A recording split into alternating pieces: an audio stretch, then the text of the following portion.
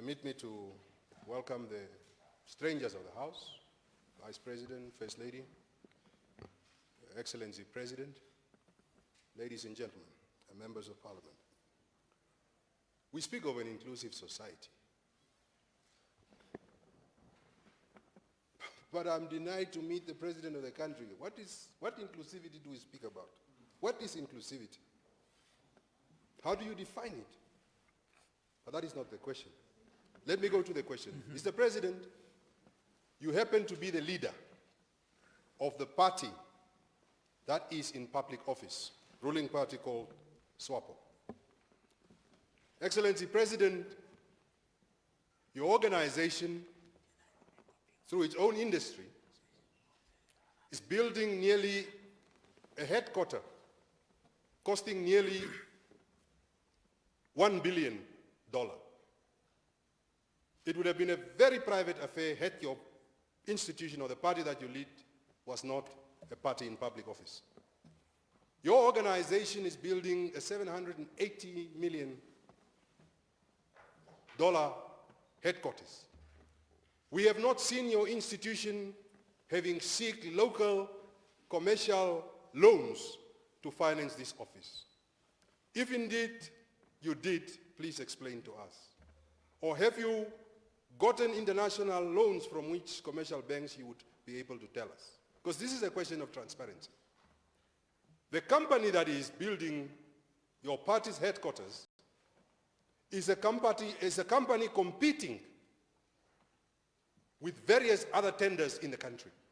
And we get scared that this company has offered to build this building for you, but what is the arrangement? Is the arrangement for it to get tenders? Or what is the arrangement? And I give it to you to explain. Secondly, because you lead that very party that is in public office, and in the context of transparency, there was allegations, credible allegations that says your own political campaign in your party during 2014 was financed by fish rot.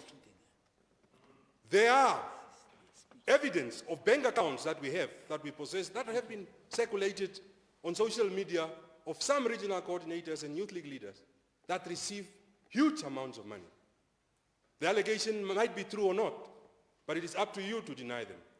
What I ask you, Mr. President, is why haven't you commissioned an internal investigation in your party to clarify the allegations?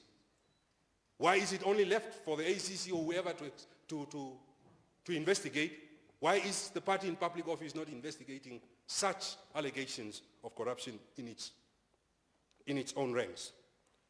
Secondly, Mr. President, that should be the third now.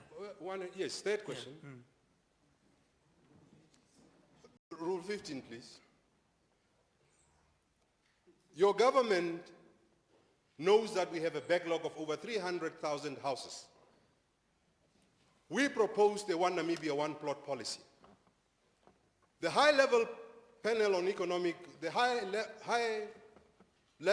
panel on economic recovery that you put made a very sound recommendation that it is true that we can be able to give equity and land to urban settlers, poor urban settlers for free.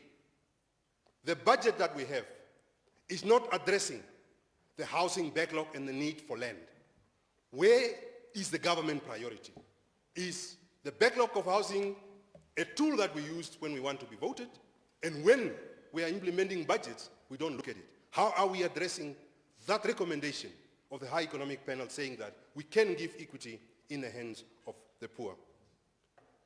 Mr. President, farmers in the south of the country, in Omusati, Varamba, nearly everywhere in this country, Beersheba, everywhere, have lost large herds of cattle, of stock, cattle, sheep and goat. Farm of agriculture, which is the biggest sector. Thank you. That's question number 4. Okay. I would like to bring in... Don't worry. Let's go for the second round. You can come back. No, please, no. No, we have tried that, Mr. Speaker. We have tried. I have two questions. One more, and then we move on, please. Two more, and then I'm done. because I know the strategy.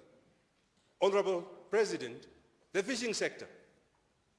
I stood alone, together with the fishermen over the years, until you came to the party to say that the fishermen must be rescued. But we are seeing companies getting fishing quotas, mafia-related companies getting fishing quotas. Government has reduced the amount of fishermen from 4,500 to 1,500 that will get jobs. What is the stake of the fishermen in the new allocation of fish, of the fishing quotas, and how are the fishermen's rights are going to be protected? Will your government be ready to take some herji as a company to court, at the international court, to be able to litigate in the interest of lost income of those fishermen? Lastly, you spoke robustly about the genocide talks. Mr. President, we all have national and international contacts.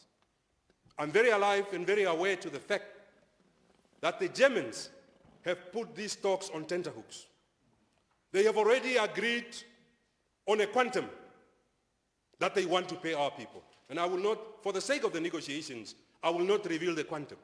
But I'm very alive to the fact that they are using a number of arguments, diplomatic arguments, together with absorption capacities and many others, saying that we must receive that.